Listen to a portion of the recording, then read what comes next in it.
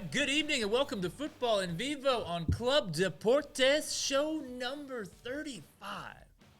We air every Monday on clubdeportes.com. Follow us on Twitter at Futbol Austin. That's Futbol Austin. Follow Club Deportes at Club Deportes. For all the latest and greatest sports news and commentary, you got to go to clubdeportes.com. I am your host, Eric McCoy, and I am joined by a man who dressed as sexy Josh Wolf for Halloween. It's David Alvarez. That's a nice costume there, David. Well, happy Halloween. Did you have like the buttons on the collar like going down really low? Is that how you did sexy Josh Wolf? Yeah. Oh man, I need to do another one. Okay. Just some chest hair there. Yeah. But You got to get rid of that undershirt there, man, if you want to go that sexy Josh Wolf. there you go. And I am also joined by a man who is wondering if MLS has implemented new rules that prevent penalties from being called against LAFC. It's Jorge Chavez. It's more of a suggestion than a rule, but yeah. Just a yeah, stern it's suggestion, huh? Stern, strong suggestion, yes. Okay, well, let's not beat around the bush here. Austin FC, the season is over. Yep. The roller coaster over. ride that we've been on for the past few months, well, it's come to an end. Yep. Thanks to a 3-0 defeat away to LAFC. Jerry, I hate to say it, but can we go ahead and get those highlights rolling here? Because, yeah, it was I would ask what went wrong for Austin FC in this match, but I think the best answer is just obviously everything. Everything went Everything wrong. went yeah, wrong. I mean, There was no win either. we had the win against Dallas, you know. And Meteorologist David Alvarez weighing in with the wind. Yeah, the win was a factor against Dallas, man. We It got was, lucky. it we was, got for lucky sure. there. And this was the theme of the first half for me. These balls Oh my over the God. top from Yeah. LAFC and Austin Well, FC. it was not dealing they with them. came through the right side all the time. Yeah, Like they they attacked used through the the right right. side, so the Gallagher side, and We've seen teams they, do that. They did not stop, and that happened on the right side again. yeah, and But there But even was, on the there left was too, they were like, finding Buonga out there on the left. I thought he had a really, really good game for And- LAFC. I mean, again from the same side. Everything came from the same side. I did find it interesting that They attacked that side. that they attacked the side where the 32-52 were, Mm-hmm. and it worked to perfection. It got the players, Austin FC players, nervous playing on that side because they had not played in front of a crowd like that. And No, they looked not in a rattled. away crowd They like looked that, rattled, anyways. and kudos to whoever thought of that strategy because it worked. And then who scored again? You know, Yep. Ticho Arango. I mean, he's just like a phenomenal. I mean, He was And great. where is I- he from, David? What's his nationality? Colombia. And to It's Colombia. and He to- could be even yeah. Colombia's not even in the World Cup. And to think that he was I mean- on the trading block at various Crazy. points Look in at the that. season, Crazy. and he's saving them. Funny how things work. Yeah, It is He, very and he's funny. more effective than Vela. Way more effective than Vela. So Absolutely. and again from the same side again. This Yep. it's just repetitive, and then Stuver was the best player of our team by far. Clearly. He's Yeah, the best he- player. He made he's- 3 or 4 saves. he's the only guy that showed Oh up, my God. really. Yeah, look at that. As ever, never a good sign when your goalkeeper is your best player. Yeah. That's usually a sign things did not go well. Right, exactly. And so, they kept the pressure and And you see, they did the same thing. They kept the same side. You know, they keep on that side. In and the then- second half, they did the same thing. So everything they did, I mean, they attacked. Not Maxi Rudy's finest not moment. next Hiruti's finest And moment. no, and also it's hard when you come back later on the game too. It's like when you should be coming earlier. Well, and we're then- going to get to that, David. Yeah. That that is gonna happened be, I like think, when the you big, just big coming talking into the point. game and then you don't want to know Yeah, what's going on. I agree. Yeah, with you. yeah, and you yeah. make an error like that. Absolutely right. Now here, this is a penalty. to me. that's a penalty. This is Well, I don't- 100%. I mean, I to don't be know devil's advocate, I gotta tell you that it was actually a penalty. I was watching with no sound. Typically, the devil's And advocate disagrees. it's a typical penalty you would call anywhere in the world. It was And absolutely. he would have changed the game. I mean, And I Could read, have. and what can you do against that? Because that's the only thing we have. I think the only reason it was not called a foul is because it looked like Fagundes was heading outside of the box, and that may have influenced his call. But I mean, there's no reason. I mean, it's obviously. I changed. I was watching it in a place, and then I went to another place with a lot of people, video rallies, because I thought, hey, this is a penalty for sure. Like, okay, I'm going to watch it on the with the people. That's a penalty for sure. Yeah. No doubt about it. And there was no penalty. Nope. No penalty. No, I went to go get a snack while they were showing the replays of it. I was like, I came back expecting to see Austin FC about to take a penalty, and to see it then get called off was insane. And then, like in this one, Fagundes, tried to get the ball out. I don't know who bounced it at Fagundes, the third goal. Yeah, I think so. But it was a bad luck. The ball just bounced off right onto the leg of the forward. Yeah, it's like was like just even the luck was not on our side. Like no, and I mean nothing was on our side. Just a bounce off of Urruti's head for that own goal. I mean that you could tell game was over by that time. Oh yeah, game was over by that time because none of their heads were in this game. They were distracted, nervous. I don't know what it was, but the only one that was paying any sort of attention to the game was Stuver. He was on. Kind of had to. It would have been about 8-0. Yeah, if he wasn't. If it wasn't for him, yeah. I mean, honestly, 3-0 is kind of a disservice to LAFC. Like probably it could have been much worse. And considering the statistics, I mean, again, 0 shots on goal for the first half, if I'm not mistaken. Yeah, I think they did end up getting 1 shot on goal in stoppage time. But what's funny though, that is not gonna cut it. What's funny, according to FotMob, they had the XG at the half was 1.61 for LAFC to 0.01. 0.01 for Austin FC. That is bad. It was bad. It's almost worse than just 0. You get 0.01. Yeah. Oh my goodness. Might as well not have taken a shot at all. Yeah, exactly. And we always say that. I mean, come on, it's repetitive, but every time we lose games, we lose shots on goal. But we didn't lose shots on goal. Like we didn't have shots on goal. Yeah, it was 10-1 shots on goal for the whole match. For the whole match. 10-1. Yeah. I mean, but that goes to the job. More, I think, of what LAFC provided, Steve Cherundolo and his coaching staff. They took notes on how to beat how to beat Austin FC, and it was to stop Driussi and stop Fagundes. You stop those guys, prevent them from playing whatever they want to play. There is no more offense, and that's exactly what happened. No shots on goal, 1 shot on goal. Driussi was a complete non-factor. He was completely neutralized.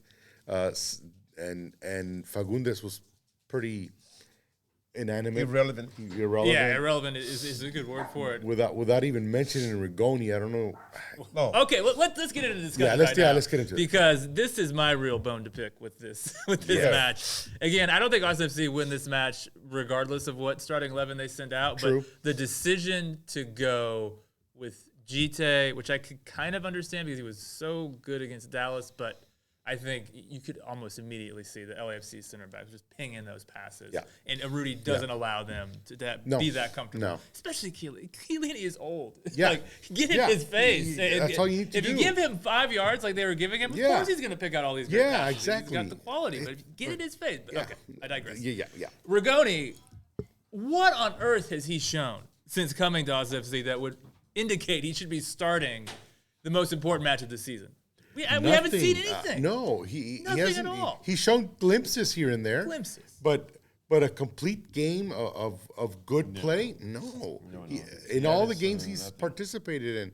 I mean, I love his enthusiasm, but that doesn't translate to good play. He took a good playing with other people. I'd say you took some good corners, against.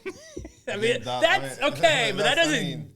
Give you a starting spot in this match. That doesn't give you that. Yeah. Other than that, the corners, I haven't seen that much. And actually, I think at one time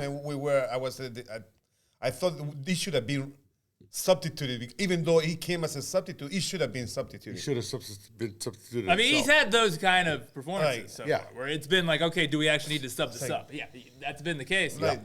He was embarrassing in this match. He was a total non-factor. He just did and also he get nervous too quickly. You expect a guy that's a DP to break down a defense. And he couldn't even do that. He couldn't. There was no passing. There was no looking for him from his other teammates. But he was completely disconnected. There was a sequence that Matt Doyle on Twitter had highlighted where he gets on the ball. He's ahead of Palacios, the LAFC fullback, in LAFC's half. He allows Palacios to catch up to him, pass him, and then he dribbles all the way back into FC's own territory and then loses the ball. Yeah. I mean, just so bad. And so I don't know what Finley did to not deserve a chance to start, but he really should have started. I mean, we've been saying it all season. He's played pretty decently and at times very well throughout the season. Finley is the only player on this FC team, I think, that consistently stretches opposition defenses. He consistently makes runs in behind opposition defensive lines. Because it has nothing to do with speed. Rigoni is faster than Finley. There's no denying it. But it's the experience of how to get there. It's actually providing that verticality. Exactly. Right? And Finley's been around MLS for a while. He knows defenses. He knows the speed. And Rigoni does not. He expects a different types of speed, and this it's a question that I ask regular players that come from Argentina and South America. The difference that they spot between their league and MLS, and almost to a T, they say it's just a different league. It's more a physical league, and it's faster in Argentina or wherever. And he still thinks he's playing in Argentina because it's just not working. And Finley should have started this game. But I think. Didn't Rigoni, he played in Brazil. He was playing in Brazil. Yeah, he's playing in Brazil. But he was on the bench. But for this year, and last year, for whatever reason, we thought it was maybe a coaching thing, but maybe something else now. Now that we think about it. So it seems like in most of our designated players, with one exception, right, should not be. Well, that is when you look at a team like LAFC. I mean, they've just hit home runs on their big signings. I mean, with Chicho Arango, Vela, he's still an exceptional player. Fuentes, Buanga, who was just added, didn't actually play in the 2 games this season. He looks like just an outstanding player. Elias Sanchez, these guys are not DPs. Their DPs are Chiellini, Vela. So some people were saying, like some Everton fans. When Everton fans told me, we was just watching a Premier League playing in MLS. It looked like that. Honestly, it did. Austin FC looked like they did not belong on the same field as LAFC. It was like that's what it looked. Completely outclassed. Okay, so just to kind of further on this decision to start both Rigoni and Gite, I think after the first 45 minutes, it was clear this wasn't working. It was absolutely not working. Oh. We saw against RSL earlier in this postseason. At the half, wasn't a great half from us, FC. Wolf made 3 changes at the half. What on earth about the first 45 minutes made Josh Wolf at halftime go, I want to see at least 15 minutes more of this? Why were there no subs at halftime? That's the thing that really... you were thoroughly outplayed, but you were still down just 1-0. Yeah. You're still in the game. Yeah. Didn't deserve to be in the game, but you were still in the game. Yeah. Why not make a change, David? What do you think? I mean, I thought all the substitutions were wrong. I mean, and when you don't have any, honestly, everything was wrong. Poor David. He's wordless. He's speechless. David Alvarez speechless. Everything was pretty. It was quite wrong. We always say, okay, Austin's gonna win, but really, don't go back. You said they were gonna win on this show. I say in the show when I win 2-0, but also earlier I say in the same show that's the only way. Everybody knows since Alvarez said it publicly. The way to nice to have it both ways. You pick LAFC to win at the beginning on your bracket, but then before the game, either way, you're right. Just put pressure and don't let him touch the ball. Don't let him breathe. And he also said set pieces. Set pieces, win all the set pieces. So there's like 2 or 3 things that it's already a Bible on how to. It's an easy Bible to read. How to beat Austin SC. And I mean, that's happened. And I think we got farther than we should have gone. I think the supporters, the Austin FC, the Austin community, I think help us. We weren't playing Q2 Stadium. Yeah. We were playing Q2 Stadium, and that's a huge thing. Yeah, it did help. It's huge thing because all the special, needs that we have, they were covered up by the people, by the support of the people. But and you say the players were nervous there. They didn't have the one used to that, to be in the opposite side. They didn't look pumped up to be there. Put it that way. To me, there's just no excuse for that. This is a conference final. Like, why you be ready for it? You're a professional player. Be ready for this. Yeah, and then you need to prepare the players. And you have Maxi and Rudy, Ethan Finley, MLS veterans who've been in big games in this league throughout their careers. And didn't start. It didn't start. So Alex Ring has been in big games. Yeah. Gabrielson's played in Ligue 1 in France. He's played against PSG. So, why are you – it shouldn't be an issue playing in a game like this. And I don't think Gabrielson played all that badly either. He's just – but one it's or tough two, to, one or two guys playing well is not gonna produce a good win. Everybody's gonna be on the same page, and there was just it wasn't there. We know that we don't have a speed in the back. We have never had any speed in the back. Well, LAFC were taking advantage of that with the passes over the top, for sure. So we need this stuff. We don't have it. And to your point, David, about Austin struggling with LAFC's pressure that they were putting on, they really made it difficult. Austin could not play through the midfield. No, LAFC's midfield were so good. Because it was less, Vela just doesn't press, so it was less pressing. No, that's not his game anymore. It was less pressing from the forwards, although Chicho and Bouanga were definitely doing some pressing. Yeah. But it was mainly Cifuentes and Acosta pushing up and really is making it difficult for us to play through the midfield. And it was just so compact. Right. LAFC's just whole defensive shape. And he just really needed a ball over the top to someone like an Ethan Finley. It was just crying out for that. and it just wasn't there. And it just wasn't there. And it wouldn't have been there. Even if Finley would have played, it wouldn't have been there because Musa Gite, that's not his game.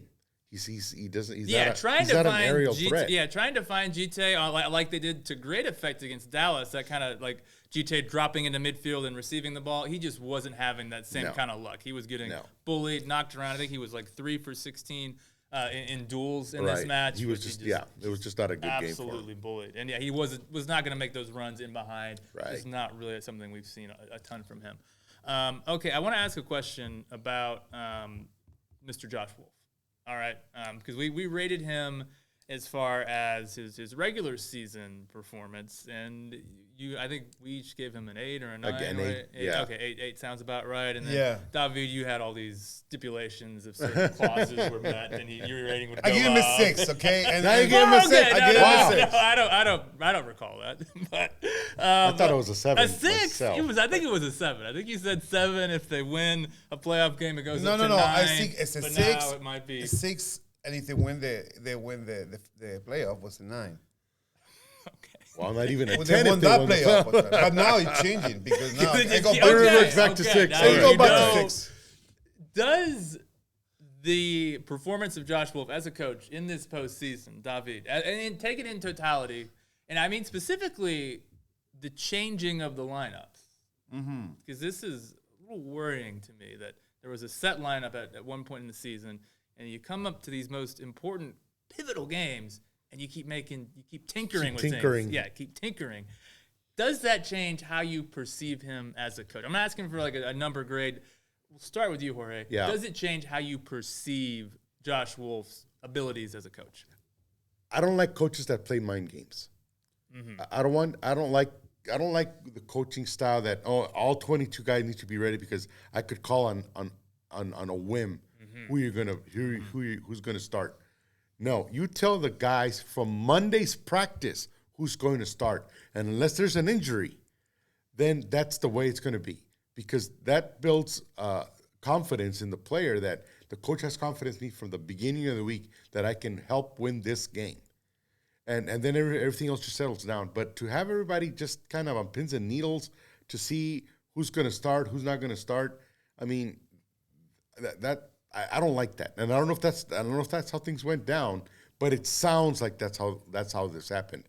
That the decision was made just prior to the game, or who's gonna start Urruti or Maxi or some of the guys because I don't know if we have the interview with Urruti, but yeah, actually, I want to get David's thoughts on this real quick. Yeah. And I want to get to that interview with Urruti. Yeah. David, just as a coach, a fellow coach, you're part of the coaching community. You and Joshua.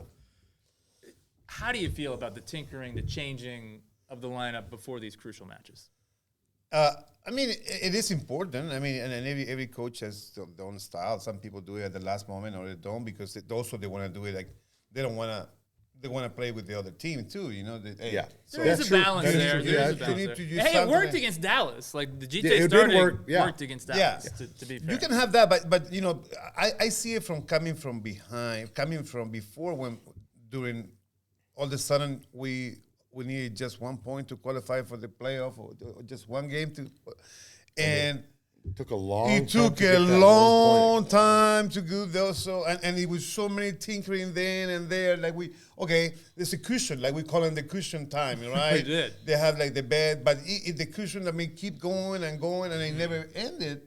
Cushion got a little thin by the end of it. Yeah, and there was like, okay, by now you should have a team ready. Like this is it. This is it. Yeah, and you should. And every time, I mean, it's the end of the season, the most important game, and also when you're gonna make a substitution, that's when usually the coaches come in. You need to make the right substitution. Mm-hmm. Yeah, there's some very odd substitutions in this game. You don't have consistency. So as a coach, you are not consistent. Well, there was a consistent lineup at one point in the season. We did see the usual same 11 for the most part, but then it changed, and I'm a little this was the lineup for LAFC, and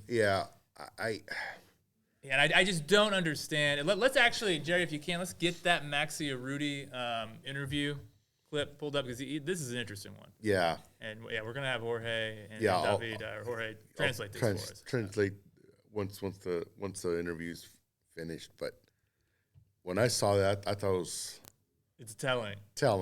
Yeah. It's very, very telling. And I think it speaks to what you were saying about maybe not changing things up at the last minute. Changing things up at the last minute. Okay, Yeah, I think we should be ready to go. Okay.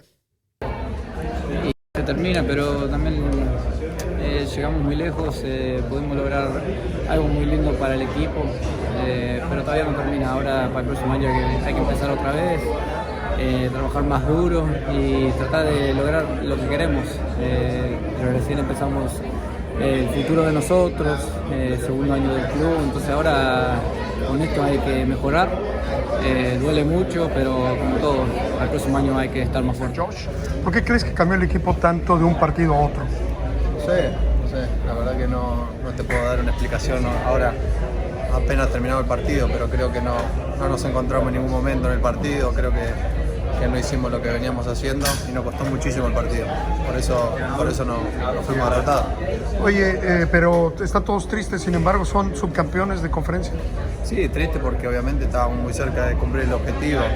Sabemos que el año pasado nos costó muchísimo y este año hicimos un gran campeonato. Llegamos hasta una final de la conferencia, no se nos pudo dar, pero bueno, como te digo siempre, el equipo tiene que estar orgulloso de lo que hizo este año. ¿Todavía te dan la esperanza del MVP, de recibir el MVP? Obviamente que estoy esperanzado, falta muy poco para que se decida, pero bueno. Si me toca ganar, bienvenido sea, es un objetivo que me queda, el último. Y si no, prepararme para el año que viene. Esto no termina acá, me quedan muchos años de contrato, así que nada, seguiré siempre compitiendo, trabajando humildemente y siempre compitiendo. No, dolido, la verdad que yo cuando hablo digo las cosas como son. Hoy me sentí, la verdad que un poco defraudado porque sé que desde que llegué al club me brindé al máximo y el partido más importante de la historia del club no estoy. Esté quien esté, para mí son decisiones que se toman, pero uno vino acá a llegar a la final y a conseguir este trofeo. Yo hablé con vos a principio de año y sé que lo que te dije es lo que hoy siento. Me voy re triste, re mal por eso que te digo que yo vine acá a conseguir un título con esta institución. Tenemos un grupo hermoso que está reunido. Lo más feo de todo esto es que no sabes quién puede estar y quién no la temporada que viene, y se armó un grupo hermoso que te duele no poder haber conseguido nada. ¿Te gustaría quedarte? La verdad que uno nunca sabe lo que va a pasar. como te digo, hoy me voy con un montón de bronca. Como decís vos, verlo del banco a uno le duele, más por todo lo que hizo por este club. Creo que ayudé bastante, aporté lo mío y bueno, no creo que haya sido de lo mejor como se portaron, pero bueno, trataré de seguir trabajando. Yo hace 10 años estoy en la liga y sé cómo es esto. Hay que levantar la cabeza y si nos toca seguir, hacerlo de la mejor manera. La pregunta que le hice a Josh es ¿por qué el equipo cambió tanto de un partido a otro? ¿Qué crees que pasó? No, la verdad que esas son respuestas que te las puede dar él. Por algo es el técnico. Nosotros tenemos que responder adentro de la cancha y a veces cuando no estamos es muy difícil y uno quiere brindarse al máximo. Yo creo que el equipo hizo todo el esfuerzo posible. Puede ser que no hayan complicado los goles de ellos, pero nunca tuvimos el carácter que nos caracteriza para hacerlo mejor. La última, ¿se merece Sebas? ¿Se merece el MVP a pesar de no haber llegado hasta el final? Claro que sí, porque a veces no es hasta dónde llegás, sino lo que haces. Para mí hizo todo este año. Es un jugador que se merecía la Copa y se merece el trofeo. Nos aportó un montón, llegó a Austin a la final y hoy en día no hay duda. Creo que el MLS tiene que darse cuenta de que el MVP se lo merece un jugador que hace bien las cosas, no el que llega hasta el último. Oye, y la última, ahora sí. Se ven tristes, pero en realidad son subcampeones de conferencia. Hay que celebrar, ¿no? Si pones todo en la balanza y cuando arrancamos el año me preguntabas qué quería yo, llegar a la final o no, yo te firmaba cualquier papel. Pero bueno, con el año que hicimos nos vamos con la mano vacía. Es un dolor inmenso el que tenemos y es difícil. Es difícil recomponerse porque queríamos que el club quede en la historia y brindarle este triunfo a la gente que no pudimos. Right now I'm in pain, so I don't know what to say. Maybe when I have some days off, I will look back and say I'm happy with the season. Right now I'm not happy. Now it's just, sorrow. You feel shit. I know. Basically. What do you think the team changed too much from last game to this game? It's a different scenario. This is a final, and they are used to being here, and we're not, and we have a lot to learn. And the best team won today, and that's all I have to say.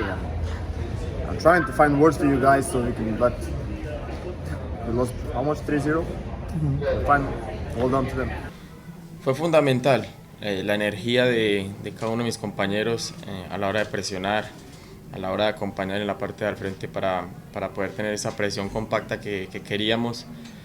Fue fundamental, fue acertada, que fue lo más importante, fue acertada cada uno de los movimientos que hicimos y los duelos que ganamos fue fundamental para poder ir al descanso con un gol arriba y luego en el segundo tiempo sabíamos que ellos podían intensificarse un poco, pero que teníamos que tener bajo presión un poco, por decirlo así, para poder contrarrestar lo que ellos querían hacer y lo hicimos, nos salió el partido como queríamos y gracias a Dios pudimos ganar. All right, so we got some bonus, Yeah, Diego. Maxi Urruti's words Yeah, were Rudy, very let's, interesting. Let's He dive said into he that felt more. defrauded, that he said that he put a lot of work into the season, and it seemed to imply that he expected to start and did not. He did not expect to be on the bench. So he looked disappointed. Obviously, in the result, he looked sad, but disappointed that he couldn't participate the way he wanted. And so, and our colleague Jorge Chavez asked him if he's back next season, and he wasn't assertive either. He said, "Well, I hope so, but I don't know." And then, that's very telling. Like very telling. I mean, he was telling you how good he feels with the group. You know how close he feels. Very sorry about what happened to the community. You know? Yeah, he just sorry. It was disrespect to the community. Well, do you think that? And he said we came with empty hands. At the end of the day, we're not second place. No, we came empty-handed. You're not first, you're last. Yeah, so.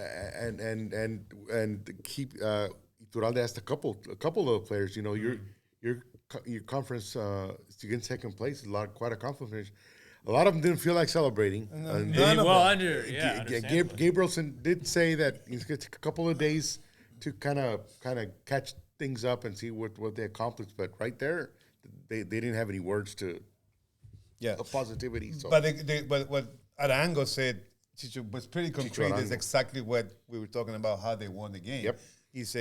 Basically, it's a pressure, organized pressure. He said we had organized pressure in the first half, and then we needed to wait. And then in the second half, we needed to wait for a little wave, but then keep the pressure up.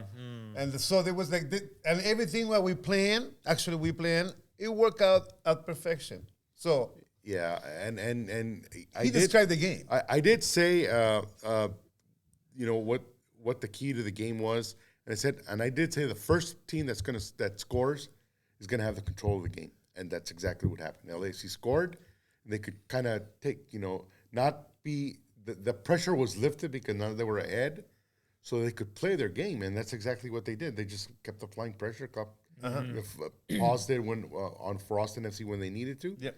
And to kind of go back to the Urruti comment, though, like one of the things we've talked about all season, just how galvanized, just how community, just how much of a team spirit that this Austin FC team has. Do you think a decision to not start Urruti, who I think has been so key to that team spirit in a game like this, does that risk just kind of throwing that all away? Yes, do you think? I believe so. I mean, but not only that, because Urruti was the guy that scored against LAFC. He scored twice. He played well in both games. So you have LAFC. historical evidence that he can do that. Yeah, because we talked about how awful Rigoni was, but I would venture to say how much different this game would have been if Urruti would have started with Rigoni on. You don't have the same luck playing those passes in the first half. You have to just have chances from Rigoni, and Urruti could have made them work. And it just was. It's inexcusable why Urruti didn't start. And the thing is, you start pressuring Chiellini. Chiellini may make a mistake, and all of a sudden you're on the ball, and he's right not on goal. Guy's right not going to catch up. Yeah. Chiellini's 37, 38. Yeah. That's not his game anymore. Yeah. And so you get past him, and you're there. I mean, you're talking. And Urruti could be that guy with experience to do that. Absolutely. And I don't know what I think.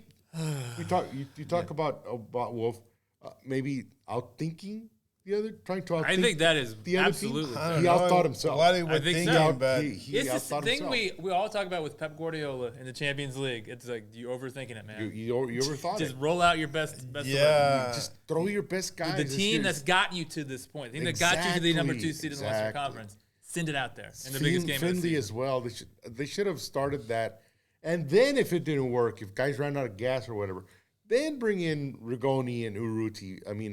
Gite. But this is a situation. I almost dare I say, not even just wait till halftime. You should have been making the sub in the first half, right? Like you could have done. That's the lineup that had been on pretty much the whole season. There you go, Jerry. Excellent. That got you record points. That got you second place in the league. Yeah.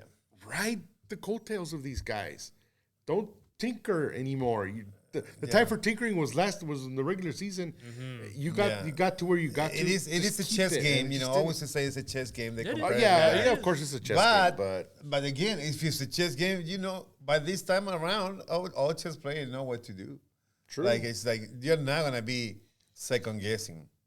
What you're gonna. Especially in this game. So as someone who plays chess, you play your best moves. All that's you do the same moves. It's a highbrow show. If the other guy knows exactly what you're going to do, you do exactly what you're expected of you to do. And this is what should have happened. And the best defense is the attack. Exactly. Hey, and that Rudy would have absolutely been integral to that. Okay, now here's a big question I have for you, David, and then I want us to ask you this as well, Jorge. Then I want to kind of look ahead towards the future. But this loss, this was bad, guys. There's no way around it. It stings. It's gonna sting. This was bad. It's gonna sting all offseason. It will. Does this affect how you view the season as a whole? Does this just kind of sour things for you because this loss was so bad? We'll start with you, Jorge. Not really. You hate to lose badly, but someone was going to lose this game regardless. And if you're going to lose, I'd rather lose badly. And that's exactly what happened. But no, like bitter heartbreak, last minute winner. No, or something like that. So, but But like, I like Gabrielson's approach throughout the game. There was I think he put it on Twitter and the socials that he actually went back out for the celebration to watch the LAFC players celebrate with their families and their fans and everything, and he wanted to do that so that it'll sting, so it could. So because he wanted his kids out there celebrating with the confetti and the fans and all that, and so I think it's gonna fester in a good way, in the sense that they're gonna learn from this. Mm-hmm. Yeah, I like what Gabrielson said. We have a lot to learn. Yeah, and they have a lot to learn, and so I think guys like Gabrielson, Fagundes, in a sense, are going to be the leading charge to not forget what happened in this game. Because even though they had success for 37 straight games, it's the last one that you remember. And this one's going to sting. And hopefully that'll help them as a learning experience so that this doesn't happen if they're in the same situation next year.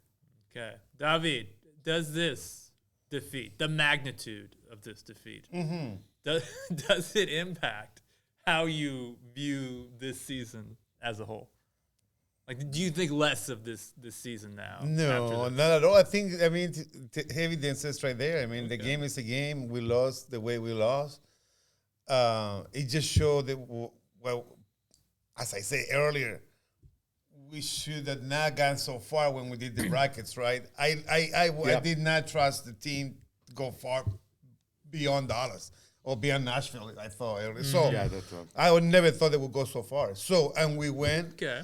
And I think it's a bonus. I think the fact that we went so far, and I mean, and the best. Our first bonus game. Yeah, it's a bonus Our game. first real bonus for me, it's a bonus game because I think the game against Dallas on Q2 Stadium. I mean, that probably was the highest. That was the highlight. Incredible. The highlight. And it just not only for the team but for the city of Austin, because it showed the world that we are a soccer city. Yeah. So absolutely. Okay.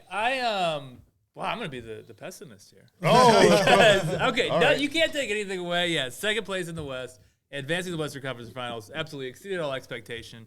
That tremendous. Like no, can't take anything away from that. However, the nature of this defeat, what I think it showed is that if Austin FC goes into this offseason thinking, well, we did it, guys. We're here. We're one of the best teams in the league, second best team in the West, conference finalist. We're here. We've arrived as a team. I think that is a mistake because as we saw in this match, there is just a huge, huge gulf in class between where LAFC are and where Austin FC are. And I watched the Eastern Conference Final as well. Those two teams, either one of them would have played Austin FC off the pitch. NYCFC or Philadelphia, those are really, really good teams. Right. I look at the Galaxy. That team I think is going to be really strong next season. Yeah. Seattle are going to be back, and they're going to be really strong. Portland will be back and strong. Nashville are going to be a good team. Austin FC cannot be content and think that they've arrived and now they have a divine right to the upper echelon of the Western Conference standings. Yeah, no. And so that to me, what it showed is like, okay, this is great what they achieved this season, but there's still a lot of work to do for this team to be. Yeah, there really is. And if you think about it, the financial reports came out earlier this season, and Austin FC did really well. They had a net profit of I think $78 million, which is amazing. And so obviously the fan and the merch sales and all that kind of stuff obviously contributed to that. But what also contributed to that was the low salary numbers, and they did really well with the salary of the players that they pay. But I think it goes to show that they have room to improve on the quality of players that they can sign. There's already rumors out just today of guys from Chile that are possible players to come do to some Austin. scouting for us. We need some more Chilean. And I would not mind at all. I've always thought of Chile players as very, very high quality guys. So it wouldn't hurt. It wasn't Arturo Vidal, was it? No. It was. He won the Copa Libertadores, by the way. I watched it again. But I think a named player, Jorge Chavez just mentioned to us just prior to the game, where he asked a few LAFC fans if they could name 3 Austin FC players. Nobody could name any of them. So, like you said, we are not at that level. But if we sign a couple of guys, I mean, maybe one thing, we could get into this now let's get into it. Let's start looking at the next guys that are not going to be back. I don't think Alex Ring's going to be back next year. Wow, you don't think so? No, I don't think so because he shouldn't be a designated player. Well, that is I think true. And that's what I was going to get to because I don't think he's a DP level player anymore. No. But to ask him to not be a DP, that means he's going to ask for a salary cut, and I don't think he deserves to be asked to do that. So, in lieu of keeping him, they're going to release him to free up a DP space. Evaluate what we have with Rigoni, and see if he's really a DP. Okay, well, and that opens up a DP spot, and then you have to deal with Pochettino coming back. They're going to cut that guy. He's not going to come back. Okay, so that's really interesting about Ring. I hadn't considered that, but I do think that he's probably not at DP level. And no, as of right now, you've got all 3 DP slots filled. You have all 3 of the U22 initiative slots filled as well. Those are important players. Austin FC, other than Driussi and maybe Gite, you're not getting anything from those slots. I mean, Kolmanic and Reda is just I don't think Kolmanic is going to be back either. That's one I would look to move on. I think maybe you can look to move on from Redes as well. I think you said maybe. I think that they invested too much in Redes to just release him. First ever player. I think he's going to go to the MLS Pro League, the one that's starting next year, and I think it'd be a good place for him where he could get some actual minutes, not scraps here and there. Yeah. With I think a little bit more level of his level of talent that he's gonna reach that there. It's because it's not quite a USL. You are more polite than Urruti, man. It's not quite USL. Have you given up on Lord Redes? But I mean, because they gotta fill the roster with somebody. So I think both. Go with Cecilio, man. Cecilio. No, I think both Redes and Kipper are going to go to that team. Oh yeah, Kipper probably three couple other guys that are going to be there, and that opens up a lot of spots. That opens up the under 22. Yeah, and that's where they go after these guys. Vital, I think that's key because you got to get more from your DPS. You got to get more from your U22s. Yeah. Now, speaking of DPS, Rigoni, I cannot say enough negative words about his performance in this match. Yeah. But let's look ahead next season. I have a question here. Over under 10 goals for Rigoni next season. Are you going over or are you going under Rigoni scoring 10 goals next season? Over? Yeah. And the reason why, and I've said it all season, he came in at a bad time when the team had a lot of chemistry going on. And it's very difficult to bring in a guy kind of fresh off the streets, if you will, because he hadn't played in a month either. And he really hadn't played all season to just throw him in there and expect him to gel with the rest of the team. It was obvious it was not happening. Yeah. But I'm curious to see what will happen with an off-season playing, practicing with these guys. Give them a couple... when's the next season start? I don't even know. I think it starts in the 1st of March. Yeah, I think usually. So that gives them, they're probably going to take a month off here, go back to their homes in December or whatever, come back fresh in January and February. That's 2 months of practices. I'm curious to see how that's going to work out with a couple of months of practices with the same guys. We don't know if we just heard Urruti. Don't know if he's going to come back. I don't expect him to come back. He looked like a guy. The way he was talking, he looked very disappointed in especially in the last couple of months. Yeah, he expected to start. Yeah, I almost like he had kind of tears in his eyes. He looked mad. He was really mad. Yeah, he looked like he was holding back. Yeah, and he was very polite. He was trying to say, "Hey, about this. Hey, what do you think about these changes and the substitution and that?" And he said, it's something you need to ask to coach. Yeah. Don't ask me about that. Yeah, he so that's he said it.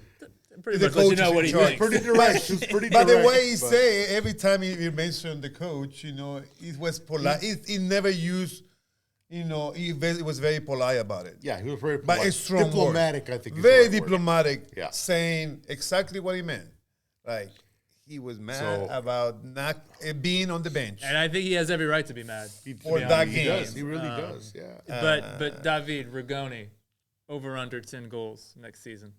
Yeah, under 10 goals next season? Is he going to score more than 10 goals or less than 10 goals? goals? Less. Less than 10 goals. That guy is... I don't know. I think Rigoni, at least he needs to go to Barton Spring and go in the cold water or something, but he needs to wake up, man, because he has the technical abilities. You can see that. Okay, that's what Jorge was saying. But he's now not aware. Do you not think that now, after like an off-season, learning the system, hitting the book, studying the Josh Wolf manifesto, is that going to? Yeah, by now, you saw in the previous game, it's like he was not. The only thing he did was on that playoff was to do a penalty. That's the only thing he did. But everything else he did in that game was awful. Like he has so many chances. He didn't break down defenses. He didn't dribble one-on-one. And he was responsible for. He tried to kick the ball out of the field, but that's when the handball happened. Yeah. But he miskicked the ball. We got lucky. Well, it's interesting that what you said there, Jorge, was about him not winning 1v1s, because in the press conference, Josh Wolf said that was why he started Rigoni, was because of his 1v1 ability versus Palacios. And I'm like, when has he ever done that? I don't think I've ever. And even if he was one-on-one, he didn't win those battles. He lost the ball very easily. And Arango also say that we have to win all. We win all the 1v1 battles. That's what he said. And so I don't know. Again, that's why I'm saying that. I don't think the coaches know what they have in Rigoni, and I don't think the I'm not players really sure know. what they have. Nobody knows what they've got. I don't know the answer to my own question. So. But also, I will say this: they trust Driussi enough, because I bet you most of the information that they got, the scouting, came from Driussi. So Driussi knows what he can do. Yeah. It's just translating all that to the rest of the guys and the coaching staff. It's sad, but that's one of the reasons why I have some hope. It's the main reason. Connection. And so, do we trust Driussi as a scouting director? Or to be fair, I don't know. You probably shouldn't have your star player also doubling as your scouting director. But hey, I was going to say I've really missed. He played 3 years with him, so he knows something about him. He played with him, but the one thing I will say, like, if you look at someone like Cecilio, and you're just like, this guy has a horrible attitude. Like, he just didn't seem like he had a right attitude. And I don't think Driussi would have, given his blessing to a Rigoni signing if Rigoni just had a bad attitude, a disruptor. Exactly. And so I don't think you have that issue. Yeah, Rigoni, that's not his problem. I don't, because I think that was Pochettino's problem. Yes, exactly. He wanted to do things his way. Rigoni just doesn't know the Josh Wolf way. He's playing out of instinct, I think, a lot of times. So that's what I'm saying. But also, again, I think it's the same thing that we talked earlier. He's also nervous. It's like it's not comfortable. Every time that he's on the field, he feels like he's not on his. And this guy had so much swagger in his first press conference. He was like, he was pretty confident. Yeah, super. You can have confidence in the press conference, but the other thing is to have confidence on the soccer. Oh, the bitch is another story, right? And so I think, like I said, it's kind of one of my favorite questions to ask the players, to differentiate if they know the playing style from Argentina, Colombia, or wherever they're coming from, to MLS. It's just a different league, and a lot of players don't understand that. And specifically asked Pochettino that. He said, he's more technical. And this. He had no idea how to play in MLS, and he never did. He never will. And where did he go? He went back to Argentina League, which is what he's used to. Your final shots at Pochettino. But a guy like... And we own it. I mean, it's a $6 million. Yeah. Still an Austin FC player. But again, like a guy like Rigoni, who's played in different leagues, in different styles, I think he just needs a little bit of time of practice, and get to know his teammates better, and I think he'll be fine. Nice. Serviceable DP. Honestly, go ahead.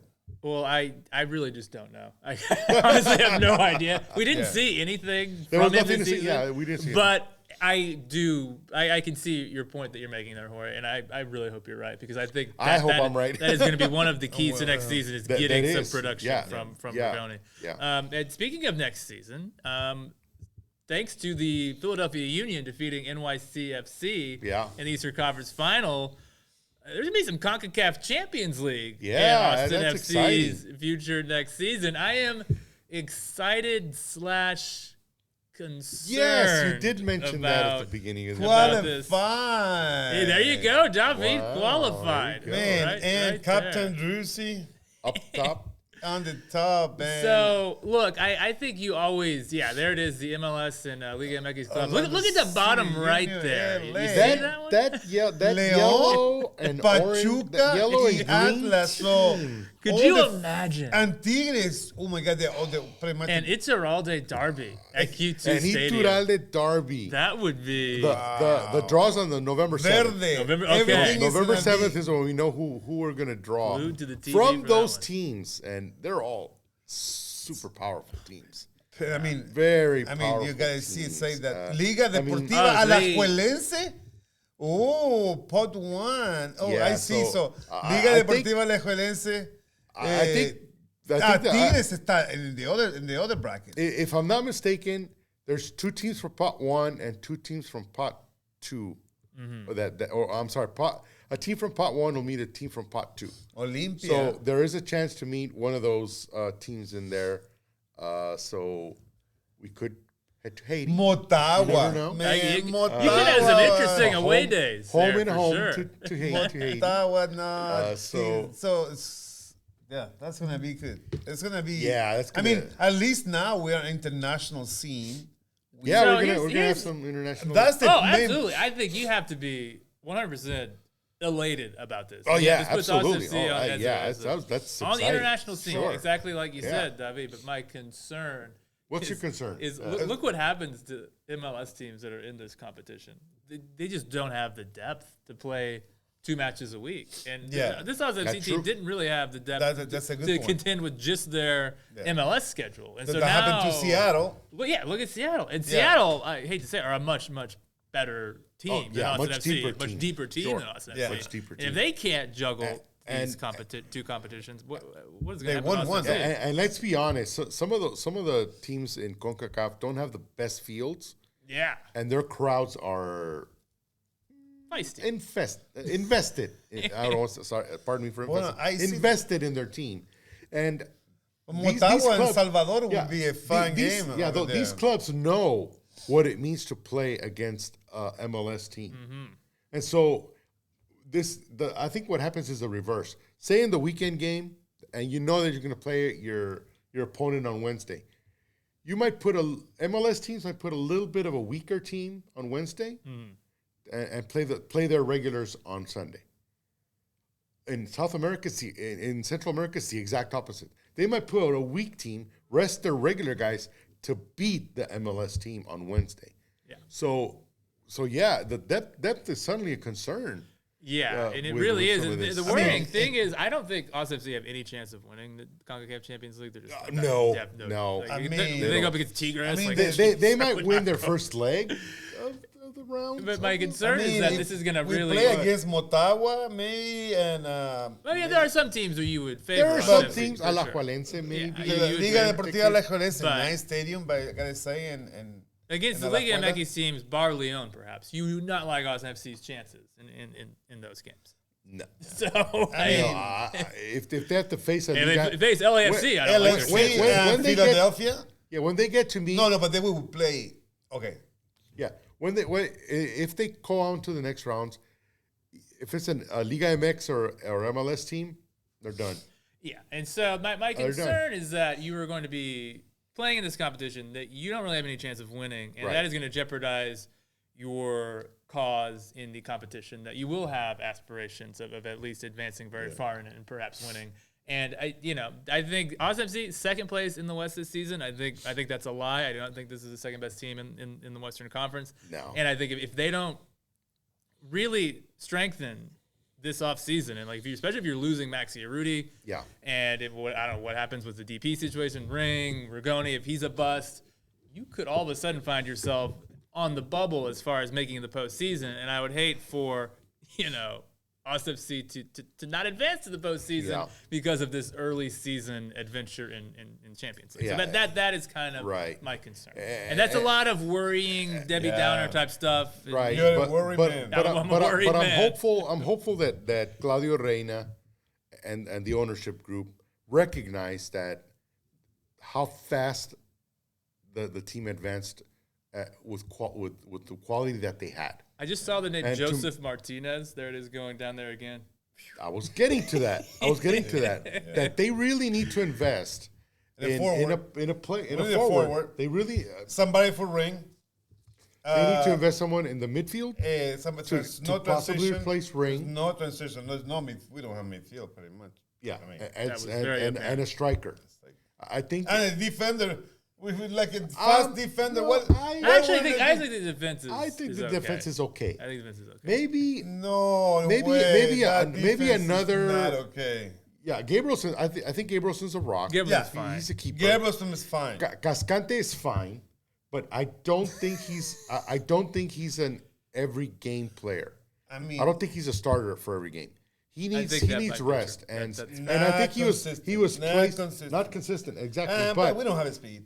But because that's a fair point. Though. But it's hard to find a defender with speed at a price that you want.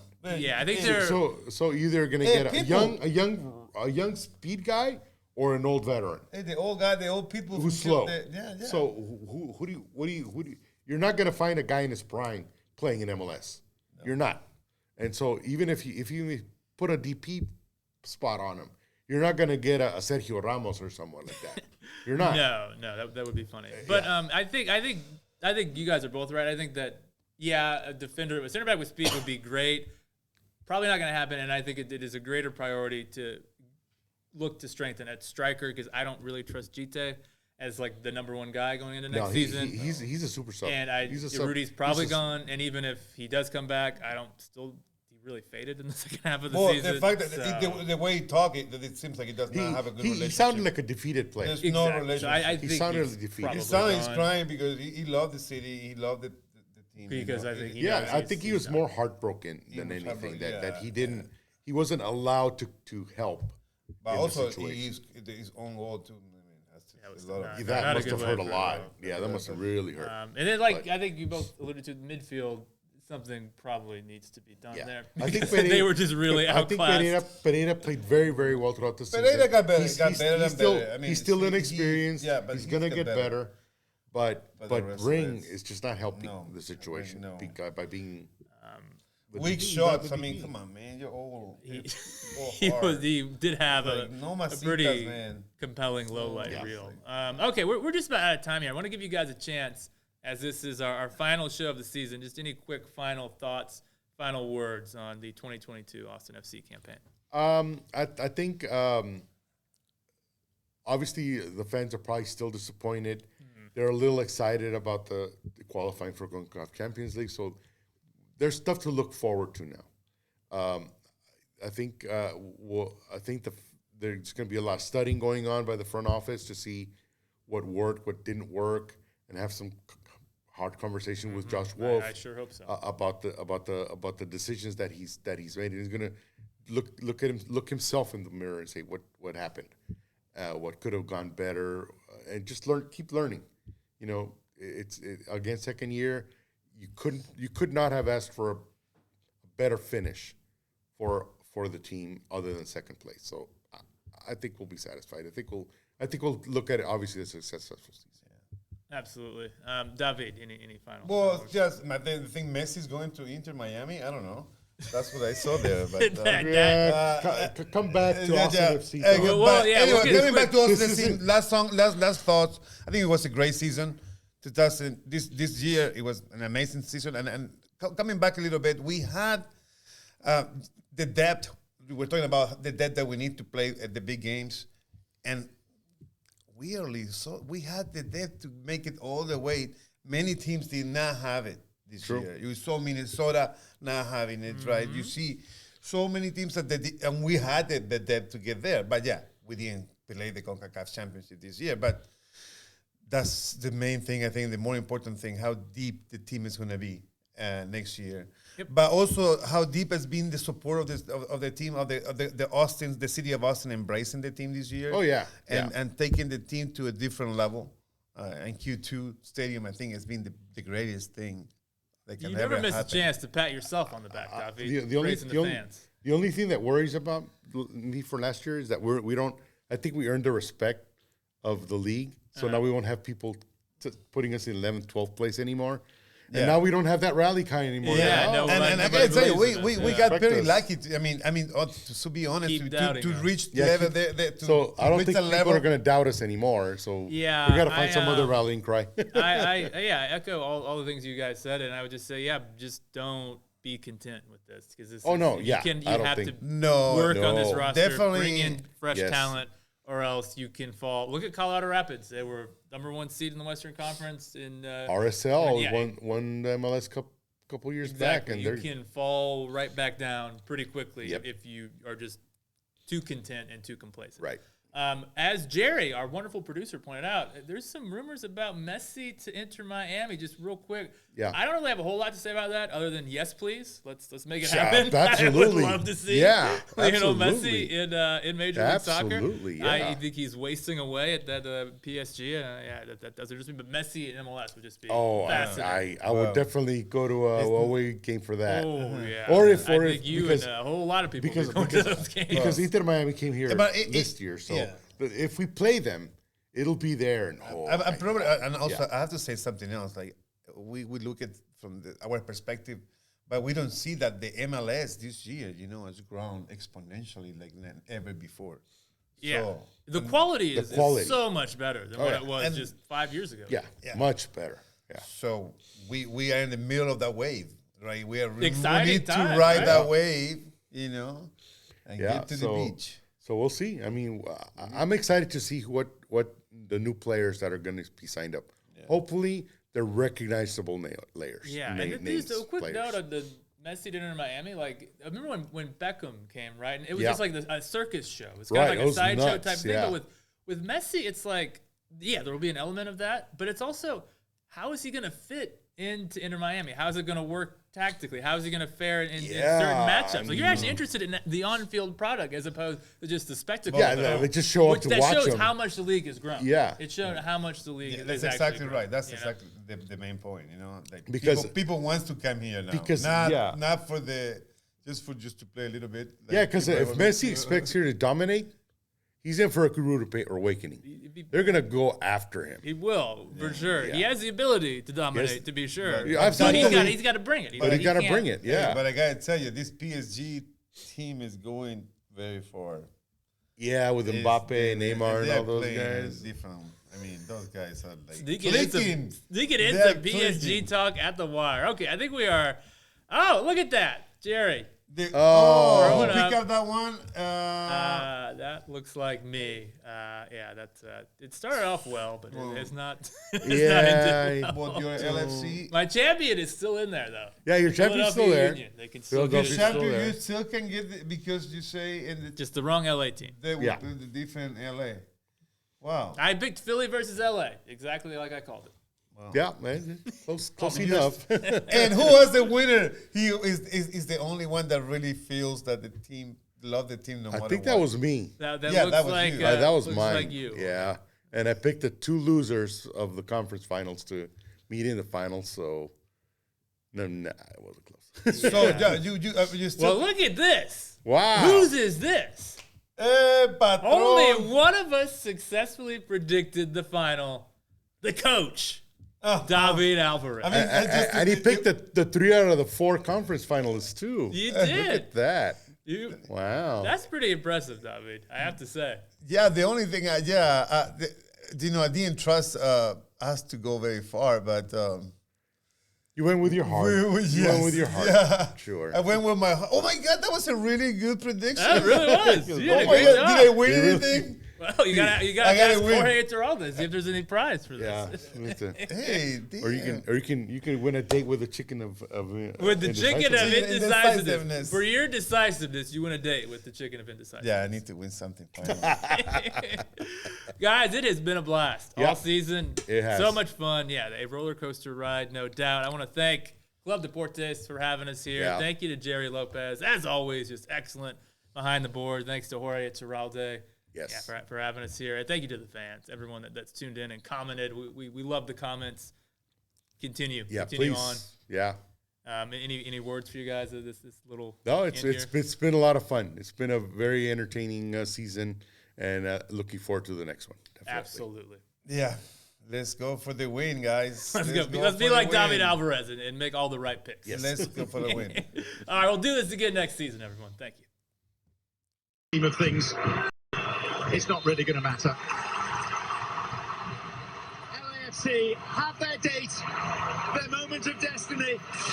Patience proves to be...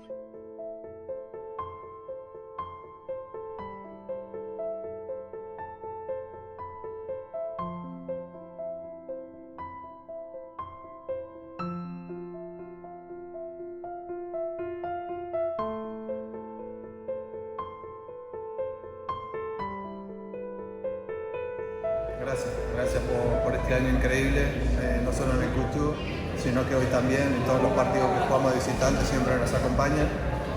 Y de mi parte, muchísimas gracias por el cariño que siempre me brindan. La verdad que estoy siempre agradecido con ellos porque en el primer momento me han tratado como un jugador importante y eso es algo muy lindo para mí y siempre le voy a estar agradecido.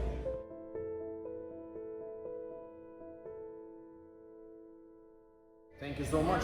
Thank you for everything. Thank you for the support they have from the day one, and they have performed all year, and they won this final. So I would say we didn't win, but we're so happy to have them. And much love.